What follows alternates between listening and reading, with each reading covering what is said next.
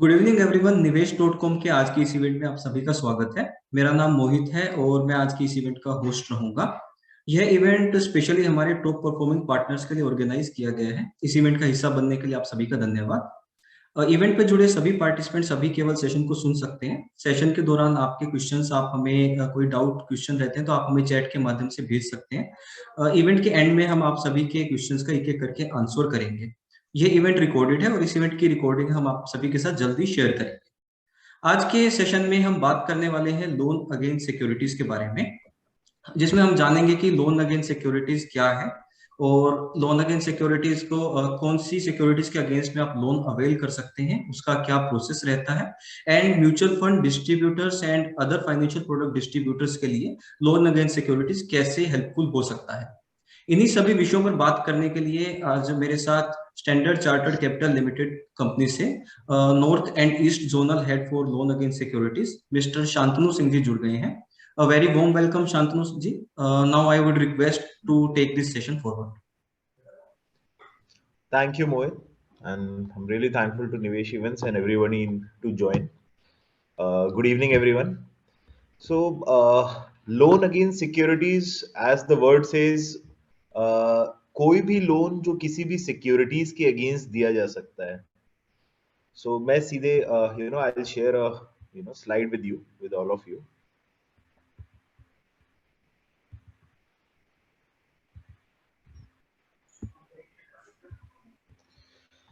So जैसा कि आप देख रहे हैं, this is loan against securities offering. कोई भी सिक्योरिटीज, जैसे हम सिक्योरिटीज की बात करते हैं, आप सब लोग जानते ही होंगे, equity shares, bonds, mutual funds, ये सब सिक्योरिटीज कोलैटरल होते हैं. व्हेन वी से सिक्योरिटीज, स्टैंडर्ड चार्टर्ड कैपिटल आपको ऑफर करता है लोन अगेंस्ट अपने securities. This is a facility जिसमें क्लाइंट अपनी सिक्योरिटीज को प्लेज करके या फिर एज ए कोलैटरल रख के उसके अगेंस्ट शेयर्स, म्यूचुअल फंड्स और बॉन्ड्स के अगेंस्ट रख के आप वो पैसा अपना विड्रॉ कर सकता है. So there is a two kind of loan. एक लाइन ऑफ क्रेडिट होती है और एक टर्म लोन होता है. टर्म लोन जहाँ पे एग्जिट की ड्यूरेशंस डिफरेंट हो जाती हैं, and line of credit is like a OD facility. It is completely a OD facility की ओवरड्राफ्ट फैसिलिटी हो जाती है, जहाँ पे क्लाइंट की एक लिमिट सेट हो जाएगी और उससे क्लाइंट प्रोराटा बेसिस पे जब जितना जितना चाहे उतना उतना विड्रॉ कर सकता है और उतना उतना पे कर सकता है. इसमें प्रिंसिपल की ईएमआईज नहीं होती, सिर्फ सर्विस इंटरेस्ट जो है करना होता है. इंटरेस्ट सर्विस किया मंथ ऑन मंथ, जितना फंड यूटिलाइज किया है सिर्फ उतना ही लाइन ऑफ क्रेडिट में, राइट. ये लोन कोई भी अवेल कर सकता है. Salaried employees, self employees, professionals, कोई छोटी company, proprietorship, private limited firms. Anybody, any type of entity can avail this loan. ये हमारा टारगेट सेगमेंट होता है.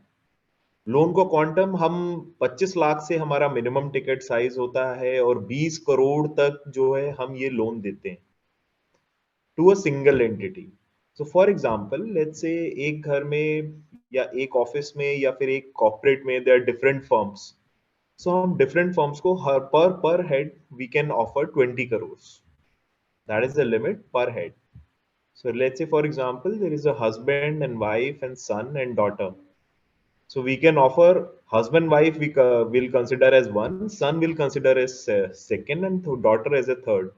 हम तीनों को 20-20 करोड़ रुपए जो है एक एंटिटी में, एक नाम पे, एक पैन कार्ड पे हम लोग ऑफर कर सकते हैं अगेंस्ट द कोलैटरल.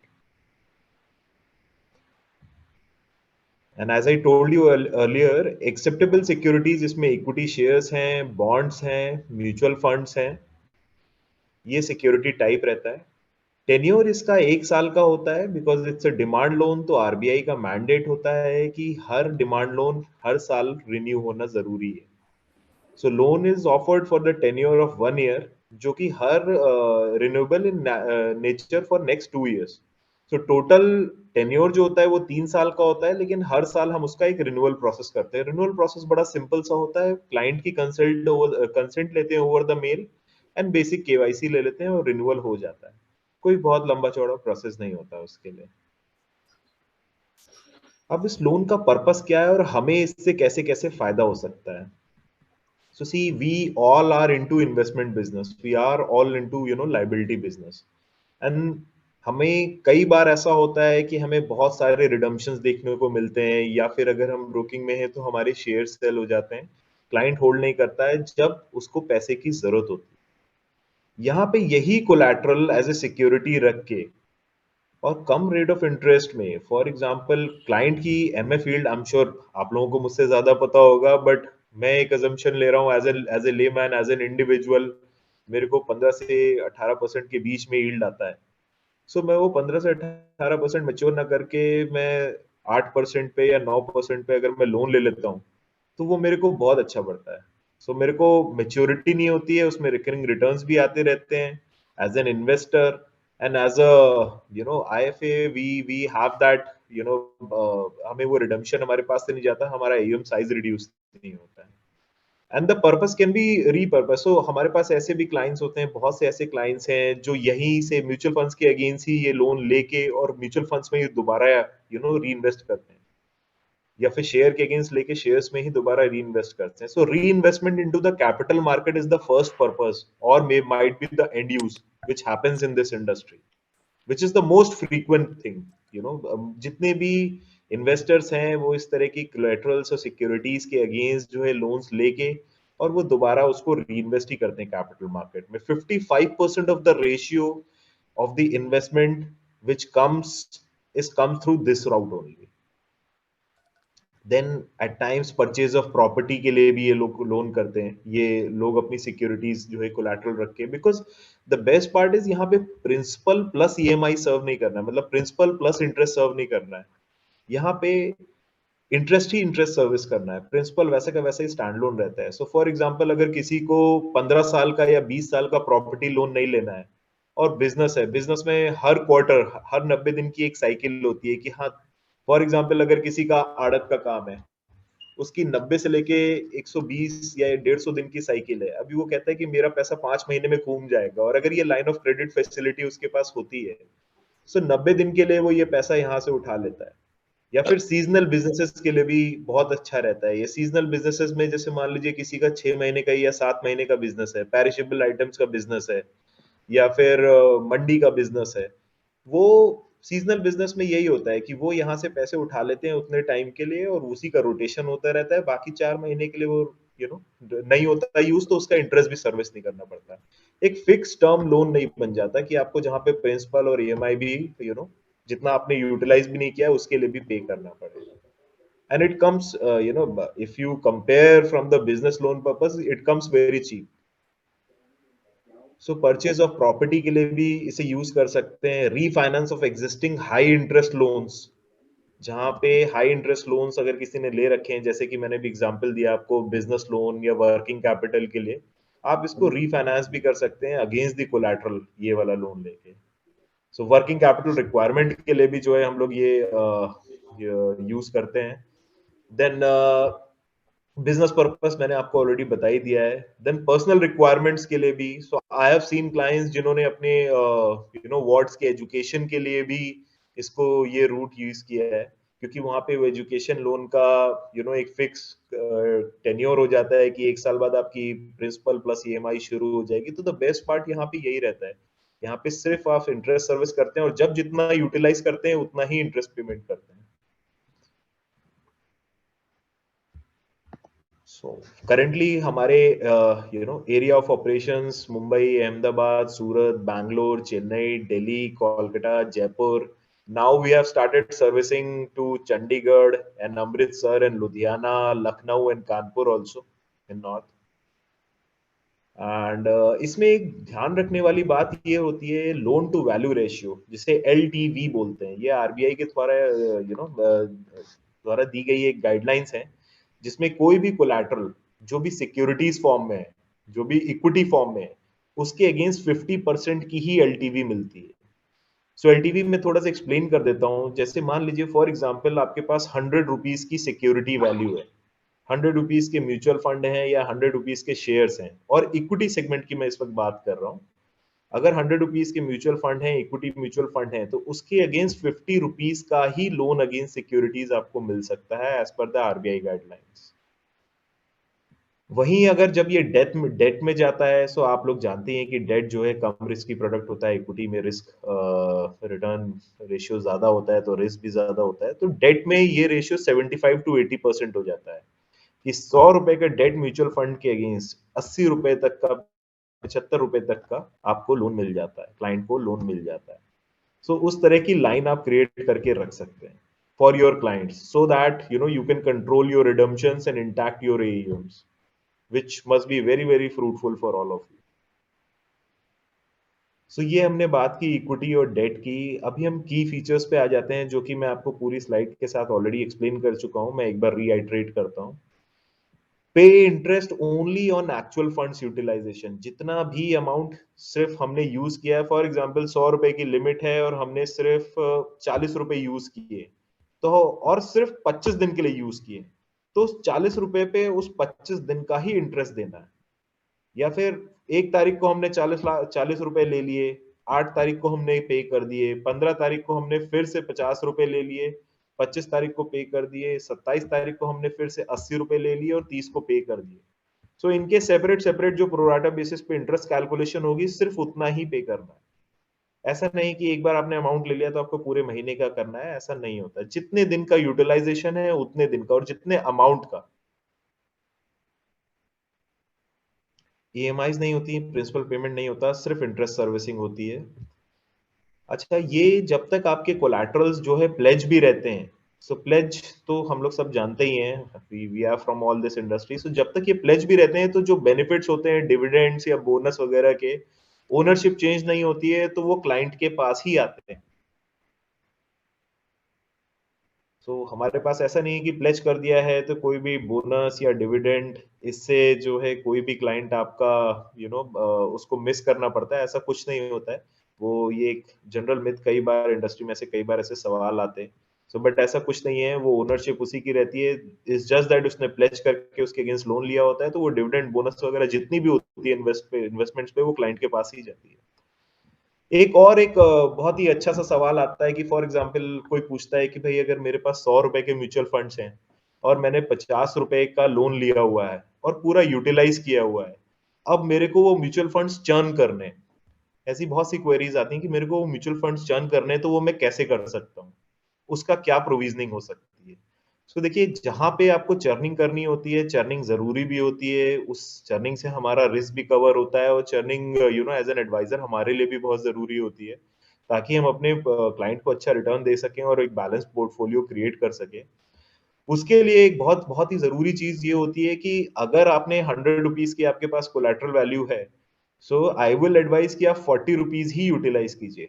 10 रुपये अगर फ्री रहेंगे, 10 रुपए का मतलब है 20 रुपए की वैल्यू फ्री रहेगी। 20 रुपीज की जब वैल्यू फ्री रहेगी, आपने अगर 100 रुपीज के अगेंस्ट 40 रुपीज का ही यूटिलाइजेशन किया है, सो टेक्निकली आपका 80 रुपीज का ही कोलैटरल जो है रिक्वायर्ड है, 20 रुपीज की वैल्यू फ्री है। उस 20 रुपीज की आप चर्निंग कर सकते हैं। 20 से ज्यादा करनी है तो आप बैलेंस में कर सकते हैं कि 20 की कर दी, फिर उतना पे आउट कर दिया, फिर बचे हुए 20 की कर दी, या फिर पूरा पोर्टफोलियो ही चर्न करना है तो 20-20 के क्वांटम में आप 5 बार में पूरा पोर्टफोलियो चर्न कर सकते हैं। ऐसा नहीं है कि आपने एक बार अगर उसको प्लेज कर दिया है तो आपका कोई भी या क्लाइंट का कोई भी क्वांटम जो है फिक्स हो जाएगा, या फिर वो आप चर्न नहीं कर पाएंगे। This doesn't happen, everything is free. कोई भी प्लेज रिक्वेस्ट में जिस भी एमसी का होता है वो 2 दिन लगते हैं, और अनप्लेज होने में भी मुश्किल से एक ही दिन लगता है।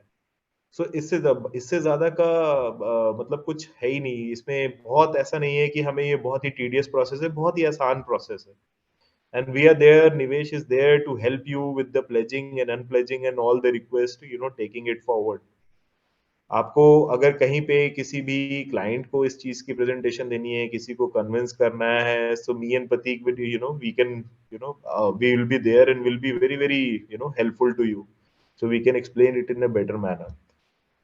So and then we have dedicated relationship managers team also, जो जहाँ पे भी आप बताएंगे वहाँ पे ये लोग present हो जाएंगे। They can present it to your client, they can present it to you also, they can come to your office and explain it to you.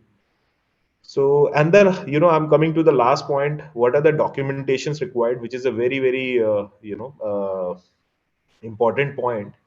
So एक एप्लीकेशन फॉर्म होता है, 2 pager application form duly field चाहिए होता है, self attested KYC documents चाहिए होते हैं। ये तो ऑलमोस्ट हर इन्वेस्टमेंट्स के लिए आज के टाइम में मैंडेटरी है। देन लास्ट 6 मंथ्स की बैंक अकाउंट स्टेटमेंट चाहिए होती है। अगर लोन 1 करोड़ से ऊपर है तो income tax returns and audited financial result, audited financials भी चाहिए होती हैं नॉन इंडिविजुअल के केस में। सीए सर्टिफाइड नेटवर्थ सर्टिफिकेट चाहिए होता है अगर लोन 5 करोड़ से ऊपर का है। अदरवाइज 5 करोड़ से नीचे सेल्फ सर्टिफाइड नेटवर्थ सर्टिफिकेट चला जाता है। लेकिन अगर यही नॉन इंडिविजुअल केस होता है तो सीए सर्टिफाइड नेटवर्थ सर्टिफिकेट ही चाहिए होता है। देन ऑब्वियसली जो डीमैट होल्डिंग स्टेटमेंट है या फिर आपकी म्यूचुअल फंड्स होल्डिंग स्टेटमेंट है वो, कि जिससे कोलैटरल वैल्यू एनालाइज हो सके। So this is all what I wanted to give you in, and now we can take the FAQs. Over to you, Pratik, so that we can start our FAQs. Thank you so much Shantanu for this wonderful session. आपने काफी अच्छे से और basic terms में हमें समझाया loan against securities के बारे में। आई होप बहुत सारे क्वेश्चंस के आंसर्स तो हमारे पार्टिसिपेंट्स को मिल ही गए होंगे। तो अभी जिन भी पार्टिसिपेंट्स के कोई क्वेश्चन हैं, जो डाउट्स हैं, तो वो सिंपली डायरेक्टली अनम्यूट करके पूछ सकते हैं। So mister Shantanu is here and mister Pratik is also here. जो प्रतीक जी जो निवेश.com में अभी सारा लोन अगेंस्ट सिक्योरिटीज को हैंडल कर रहे हैं एज मैनेजर। सो किसी भी पार्टिसिपेंट का कोई क्वेश्चन है तो आप अनम्यूट करके पूछ सकते हैं। One question, sir. Yeah, please. जी sir. I just wanted to confirm कि जैसे आपने कहा mutual funds and debt funds. जी, आपकी आवाज थोड़ी सी कम आ रही है। Can you speak a little louder, sir? Is it okay now? Yeah, much better. Please go ahead. Okay.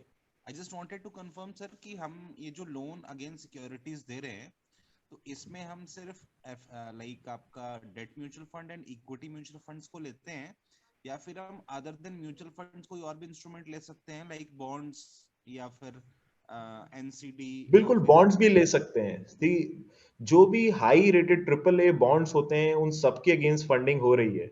It's just that bonds में हमें सिर्फ एक चीज का ध्यान रखना होता है कि 81 बॉन्ड्स के अगेंस्ट फंडिंग नहीं होती मार्केट में। एंड सेकेंड चीज इज कि ट्रिपल ए रेटेड बॉन्ड्स होते हैं एंड अगर उसमें लिक्विडिटी होती है तो उसके अगेंस्ट एब्सोल्युटली फंडिंग कर सकते हैं। So there is a separate list of bonds against which we all fund. Okay sir, उस इन दैट केस बॉन्ड्स में वो लाइक लेवरेज का रेशियो क्या रहता है? 50%? बॉन्ड्स में लेवरेज का रेशियो 80% ही रहता है। So we consider bond as a debt product only. So bonds में लेवरेज का रेशियो 75 to 80% ही होता है। अच्छा, what about corporate FDs? Corporate FDs के अगेंस्ट अभी तक हम लोग फंडिंग नहीं कर रहे हैं। अच्छा, ओके। तो only mutual funds and some rated bonds? Triple A rated bonds. Okay, right. Double A also in case the liquidity is there. Okay. Sir hybrid को भी आप इक्विटी की तरह देखते हैं 50%? Of course, हाइब्रिड को हम सभी इक्विटी की तरह ही देखते हैं।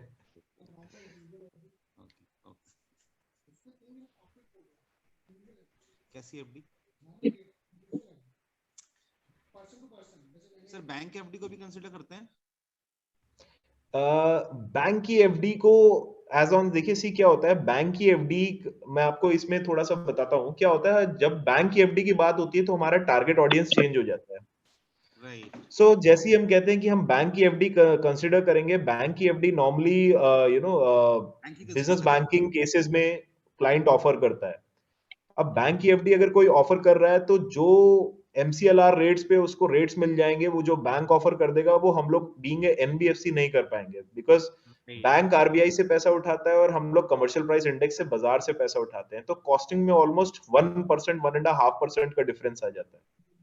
सो एक चीज जो बैंक की एफडी के अगेंस्ट बैंक एक दिन के अंदर पूरा का पूरा प्रोसेस सेटअप कर सकता है। यहाँ पे NBFC में checks and balances and compliances इतने हैवी हैं कि हमें एक भी लिमिट सेटअप करने में close to 5 to 6 working days लग जाते हैं। सो ऑनेस्टली स्पीकिंग, अगर बैंक की एफडीज की आप बात करें तो फंडिंग हम कर तो सकते हैं, बिल्कुल कर सकते हैं, लेकिन वो क्लाइंट के लिए अच्छा ऑप्शन नहीं होगा। राइट। ठीक है सर, एक माय ऐसा नेक्स्ट ऑप्शन क्लाइंट को देना जिस जो उसके लिए अच्छा ना हो, मेरे ख्याल से मतलब it comes back to our reputation, so we should right restrict ourselves to advise right against that, because right eventually client को पता लग जाएगा तो अच्छा नहीं रहता है फिर वो। Right right so my next question is कि what is the like expected time जिसमें ये सारी चीजें हो जाती हैं। से फॉर एग्जांपल अगर मेरे किसी क्लाइंट को रिडेम्पशन करना है तो जी जनरली हमने देखा है कि T+2 days में आ जाता है पैसा जनरली।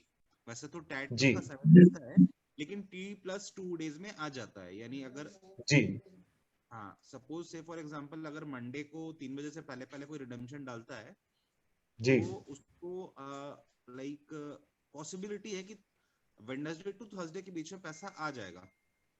जी। ठीक है, तो ऐसा अपने यहाँ भी लोन अगेंस्ट सिक्योरिटीज में कुछ है कि कितने टाइम में हमें पैसा मिल जाएगा? देखिए मैं आपको एक बात बताता हूँ, जो भी हमारे फंड्स होते हैं उनकी रिडेम्पशन में या उनकी मेच्योरिटी में लोन से कोई फर्क नहीं पड़ता है। सो उनकी रिडेम्पशन उसी एमसी से ही होनी है, और वो एक बार फ्री हो जाएगी तभी होनी है। नहीं सो मेरा फॉर पूछने का एग्जाम्पल पर्पस ये था कि से फॉर एग्जांपल हमने डॉक्यूमेंटेशन कंप्लीट किया, जी whatever the process for documentation process has to be done that has been completed, then ji how long it will take for the like amount to be credited to the client's account? मतलब कितना time लगेगा? Limit, if the limit is set up and the collateral is pledged, 3 hours maximum. And how long it will take for pledging the securities? See, देखिए sir, pledging the securities, you know, it is completely on the AMC. मतलब it is outside my jurisdiction, so I cannot control it. But though we have that kind of tie-up that कि हमें AMC बोलती है कि हम 2 दिन maximum लेंगे, कई बार एक दिन में भी हो जाता है, कई बार कुछ घंटों में भी हो जाता है, कई बार 3 दिन भी लग जाते हैं। Okay, so on an average अगर मेरे पास कोई क्लाइंट होता तो मैंने उसको बोलना पड़ेगा कि सर 3 दिन से लेकर के हफ्ते भर तक का टाइम लग सकता है वर्किंग डेज में। सी देखिए, अगर आपके पास कोई, ये आप पैसा देने की बात कर रहे हैं तो मैं अभी आपको मैं देखिए, आप दो अलग अलग चीज पूछ रहे हैं, मैं आपको दोनों का ना अलग अलग जवाब देता हूँ। अगर आप पूछ रहे हैं कि अकाउंट कितने टाइम में सेटअप हो जाता है, तो अकाउंट 5 से 6 वर्किंग डेज में सेटअप हो जाता है। एक बार एक लिमिट सेटअप हो गई, सो हम ओके कहते हैं कि हमारे पास जो कोलैटरल है हम उसको प्लेज करेंगे। सो ओके प्लेज करने के लिए as a Standard Chartered Capital, as a partner of Nivesh, what will do, will issue a authorise letter. हम एक लेटर इशू करते हैं एएमसी को, जिसके साथ उसकी प्लेज रिक्वेस्ट, जो प्लेज रिक्वेस्ट फॉर्म होता है वो एएमसी में जाता है, और वो स्टैंडर्ड चार्टर्ड के फेवर में प्लेज हो जाता है। उस प्रोसेस को मैक्सिमम 2 डेज लगते हैं। एएमसी से हमारा जो टाई अप है, जो जितने भी मैक्सिमम एएमसीज हैं, उनका हमें कमिटमेंट है कि हम मैक्सिमम 2 दिन के अंदर आपको प्लेज करके देंगे। ओके कई बार वो एक दिन में भी हो जाता है, कई बार 2 दिन से 2-3 घंटे ज्यादा भी लग जाते हैं। कट ऑफ पे डिपेंड करता है कि हम किस टाइम एएमसी में पहुंचे, ओके रिक्वेस्ट हमने किस टाइम सबमिट की है, बेसिकली उस पर डिपेंड करता है। और ठीक है एक बार वो प्लेज हो जाता है, तब मेरे को पैसे देने में सिर्फ और सिर्फ 3 घंटे लगते हैं। ओके ओके ठीक है। अच्छा, ये लोन का जो टेन्योर होता है ये फ्लेक्सिबल होता है? देखिए, लोन का मैक्सिमम टेन्योर डिमांड लोन है, आरबीआई गाइडलाइंस हैं, और हम आरबीआई और सेबी इस वक्त, हमें दोनों ही हमारी गवर्निंग बॉडी होती है। सो हमारे पास आरबीआई से ये मैंडेट है कि कोई भी डिमांड लोन, एक जनरल सर्कुलर है, वो कहता है कि 3 साल से ज्यादा आप डिमांड लोन रन नहीं कर सकते। ओके और कोई भी जो शॉर्ट टर्म लोन्स होते हैं, क्योंकि demand loan short term loans होते हैं, और लास्ट जो एक शॉर्ट टर्म लोन्स में आता है, तो हर साल उसका रिन्यूअल करना होता है। लेकिन क्या होता है कि हर साल आप रिन्यूअल में, इट्स बेसिक फॉर्मेलिटी कि आपने केवाईसी दी, मेल पे कंसेंट दी, और आपका लोन अकाउंट रिन्यू हो गया। लेकिन 3 साल बाद क्या होता है कि ये पूरा का पूरा अकाउंट सेटअप हमें एक बार बंद करके फिर से दोबारा ओपन करना पड़ता है। जैसे कि अभी मैं आपको एक एग्जांपल देता हूँ। अभी एक लोन था जो हमें 26 को क्लोज किया, और 27 को हमने दोबारा ओपन कर दिया, क्योंकि उसके 3 साल हो गए थे और क्लाइंट को पैसा वापस चाहिए था। हम्म ओके वो तो वैसे ही रहेगा, उससे कोई लेना नहीं है। अच्छा, वन मोर थिंग कि जी अभी अ, इसका मतलब ये लोन अगेंस्ट सिक्योरिटीज एक काइंड ऑफ अकाउंट है या अकाउंट ही है आपका? एग्जैक्टली जैसे बैंक में एक ओडी लिमिट आपकी फिक्स होती है, वैसे ही यहाँ पे भी एक लिमिट फिक्स हो जाती है स्टैंडर्ड चार्टर्ड कैपिटल जो एनबीएफसी है, जो निवेश की पार्टनर है, उसके साथ। ओके, ठीक है। तो इस अकाउंट को खोलने का कुछ चार्ज है? देखिए, अकाउंट को खोलने का एज सच कोई चार्ज नहीं होता है। जो डॉक्यूमेंटेशन और स्टैम्प पेपर के चार्जेस होते हैं, बस वही होते हैं। Around around 1000 rupees maximum. Okay, ठीक है, done, thank you. Thank you Shantanu ji for आपने सभी क्वेश्चंस का अच्छे से आंसर किया। तो अभी और पार्टिसिपेंट्स जो हैं उनका भी कोई अगर डाउट है, कोई क्वेश्चन है या उनके माइंड प्लीज। में, तो we are open for questions.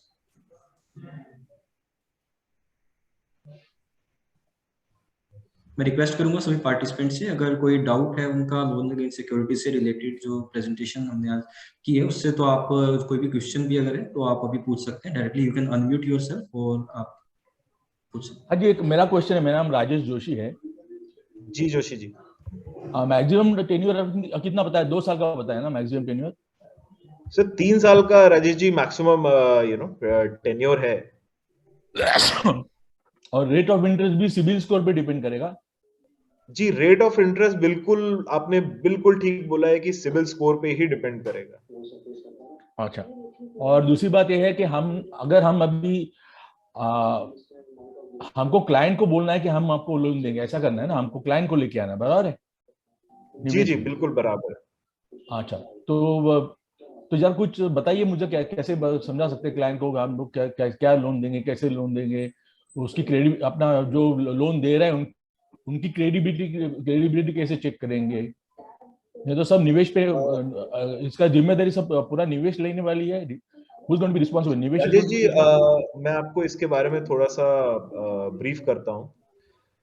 देखिए, जो भी लोन देते हैं, तो लोन जिसको मिल रहा है, जिम्मेदारी लौटाने की उसकी हो जाती है। ये तो लाइटर नोट पे है, लेकिन मैं आपको ये बता रहा हूँ कि standard Chartered capital it's a हाँ 200-year-old company. Sir standard chartered जो ब्रांड है वो इंडिया में पिछले 200 साल से एग्जिस्ट करता है। So our बराबर बराबर। branches are there from 197. So हमारी फोर्ट मुंबई की ब्रांच हाँ 197 साल पुरानी ब्रांच है। हमारी श्रीनगर वाली ब्रांच 160 साल पुरानी ब्रांच है। हमारी सीपी एंड कैलकाटा वाली ब्रांच जो है 142 years old ब्रांच है। So we exist in India from very very long time. Okay. So credibility is just the brand name, sir. If you talk about Standard Chartered, so Standard Chartered itself is a brand name and a very big brand name, and not here in India, it's worldwide. And I was just talking about our existence in India, कि हम India में भी कितने time से हैं. And naturally, sir, we are partnered to Nivesh, and Nivesh itself is a very renowned brand, and they are very well versed. And इस तरह की partnership आप लोगों के साथ और क्लाइंट्स को जिस तरीके से केटर कर रहे हैं, so मेरे ख्याल से ब्रांड वैल्यू और हम लोग क्या ऑफर कर रहे हैं, ये सवाल नहीं आएगा क्लाइंट के पास, बिकॉज दो ऐसे ब्रांड नेम्स जा रहे हैं। तो राजेश जी, मुझे लगता नहीं है कि इसमें आपको दिक्कत होगी। दूसरा, अगर ओके हम ओके। कोई इन्वेस्टमेंट प्रोडक्ट देते हैं ना राजेश जी, जैसे मान लीजिए फॉर एग्जांपल आप कहते हैं कि भाई निवेश और स्टैंडर्ड चार्टर्ड एक म्यूचुअल फंड लेके आए हैं, आप ये आपको अपने क्लाइंट को देने में हो सकता है कि भाई अगर ये दोनों वेल नोन ब्रांड ना हो, अगर ए और बी वेल नोन ब्रांड ना हो, तो आपको हो सकता है अपने क्लाइंट को देने में थोड़ी दिक्कत हो। हाँ। लेकिन यहाँ पे आप कुछ दे नहीं रहे हैं, यहाँ पे आप क्लाइंट को पैसा दे रहे हैं।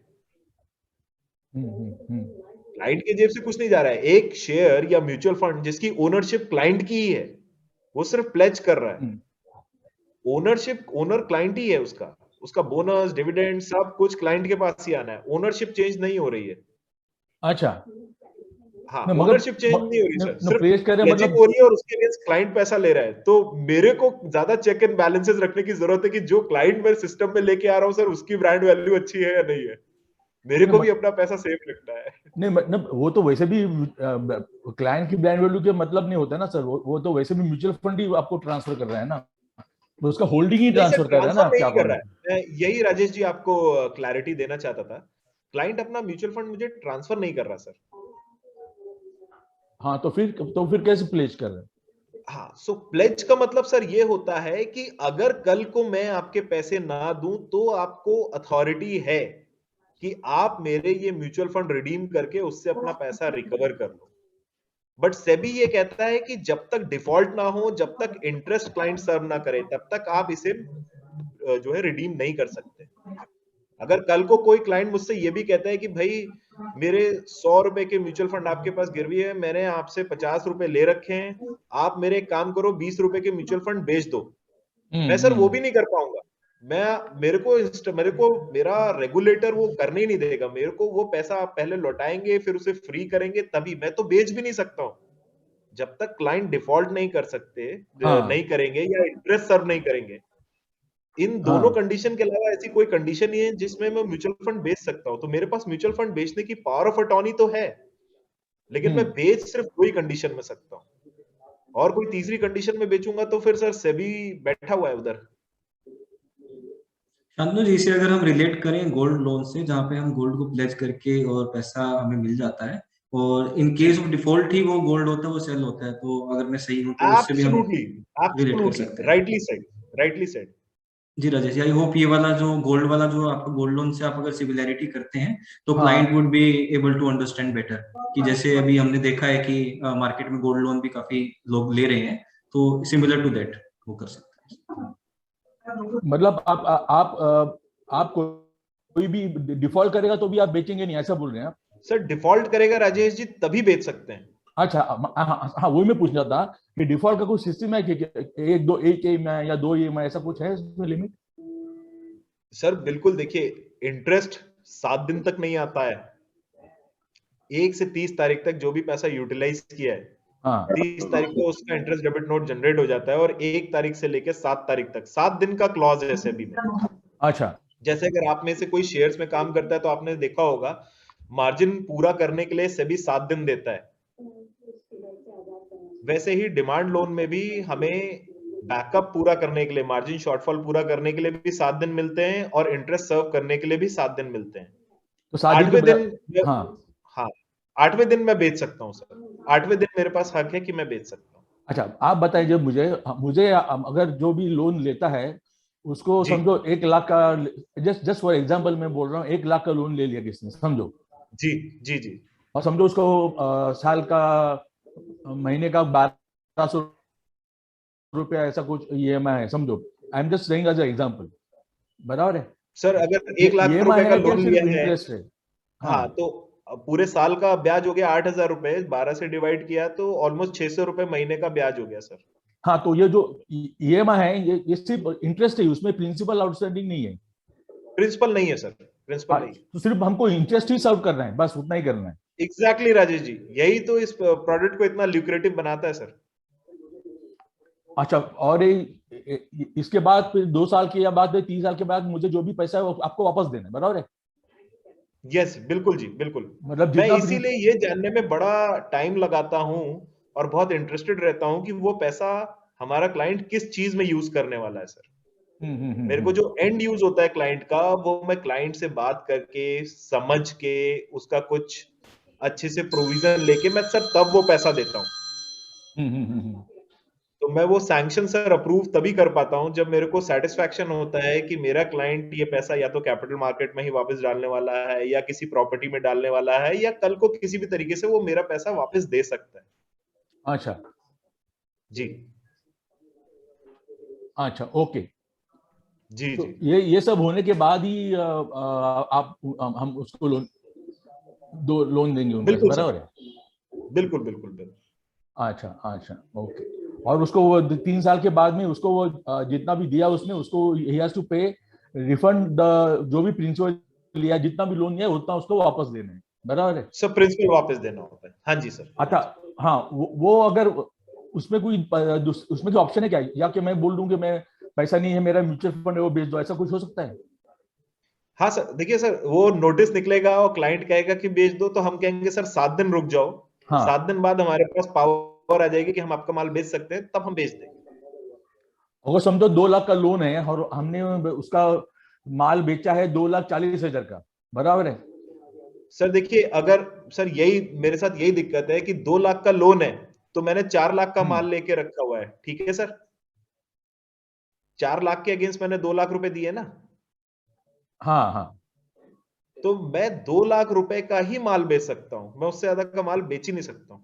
अच्छा हेयर कट बाकी कितना है मुझे इसमें? करना पड़ेगा। अभी अभी 4 लाख का अगेंस्ट 2 लाख, मतलब 50% का हेयर कट हो गया, बराबर है? जी जी, बिल्कुल बिल्कुल सही वर्ड यूज किया आपने, 50% का हेयर कट हो गया सर। हाँ, तो ये हेयर कट कौन डिसाइड, हेयर कट का हु डिसाइड हेयर कट, कितना हेयर कट आरबीआई होना सर, चाहिए? आरबीआई। स्टैंडर्ड 50% है इक्विटी में और 75 से 80% है डेट में। ओके ओके ओ ओके, मतलब 50% इज स्टैंडर्ड हेयर कट है? जी जी जी जी मतलब या वो इक्विटी हो, म्यूचुअल फंड हो, या फिर डेट का म्यूचुअल फंड हो, कोई भी हो? सर, डेट का म्यूचुअल फंड हो तो 75 से 80%। अच्छा ओके। हाँ जी, और इक्विटी का हो तो 50%। 75 से 80% मिल जाएगा sir. Haircut will be हाँ 25 मतलब 20 to 25% का 25%। हेयर कट होगा। हाँ जी जी। अच्छा ओके। अच्छा वो भी डेट का भी, वो it depends on what kind of a debt paper the mutual fund is having और समथिंग लाइक दैट। सब mostly debt fund, 95% debt fund ऐसे हैं कि हमारी लिस्ट में अप्रूव्ड हैं, तो प्रॉब्लम नहीं आती। हाँ ओके ओके ओके, ठीक ठीक okay. Thank you Rajesh ji. Shantanu जी, अभी ना कुछ पार्टनर्स हैं जो हमें ज्वाइन नहीं कर पाए थे लाइव इस सेशन में, बट उन्होंने राइट। क्वेश्चन जो है हमें वाया मेल भेजे, तो मैं आपसे दो ऐसे क्वेश्चन पूछना चाहूंगा। फर्स्ट, मिस्टर राजेश जी हैं जिन्होंने अपना सवाल पूछा है कि इसमें मिनिमम जो लोन अमाउंट है वो कितना रहेगा, या फिर कितनी मिनिमम होल्डिंग है जिसपे हम ये अप्लाई कर सकते हैं फॉर द लोन, और मैक्सिमम मैक्सिमम कितना है? मैं आपको दोनों का जवाब देता हूँ। मिनिमम लोन अमाउंट 25 लाख होता है और मिनिमम होल्डिंग 50 लाख होती है। Okay, and maximum, is there equity any में 50 maximum? Lakh. Is there any नहीं मैक्सिमम सर, आल्सो? मैक्सिमम कुछ नहीं है। मैक्सिमम लोन मैं 20 करोड़ का दे सकता हूँ एक एंटिटी में। अगर डिफरेंट एंटिटीज हो तो 40 करोड़, 60 करोड़, 100 करोड़ भी दे सकता हूँ, अगर 5 डिफरेंट एंटिटीज हैं तो। और एक क्वेश्चन हमें अभी मेल पे आया है मिस्टर राजकुमार जी से, जिनका क्वेश्चन है कि क्या हम जो लाइफ इंश्योरेंस पॉलिसीज हैं, जैसे एंडाउमेंट पॉलिसीज हैं या फिर उनकी यूलिप पॉलिसीज हैं, क्या उन्हें भी हम प्लेज करके लोन ले सकते हैं फ्रॉम स्टैंडर्ड चार्टर्ड? नहीं, अभी तक इंश्योरेंस पॉलिसीज के अगेंस्ट हम लोग फंड नहीं कर पा रहे हैं सर। ओके, इंश्योरेंस पॉलिसीज, पीएमएसएस, ये हमारा नेक्स्ट ईयर का टारगेट है। अभी तक तो हम फंड नहीं कर पा रहे। Okay, thank you Shantu ji. जी, राइट। सभी पार्टिसिपेंट्स से एक बार फिर मैं रिक्वेस्ट करूंगा, कोई अगर डाउट उन्हें भी है, कोई क्वेश्चन है, तो अभी डायरेक्टली आप अनम्यूट करके मिस्टर शांतनु जी और प्रतीक जी से पूछ सकते हैं।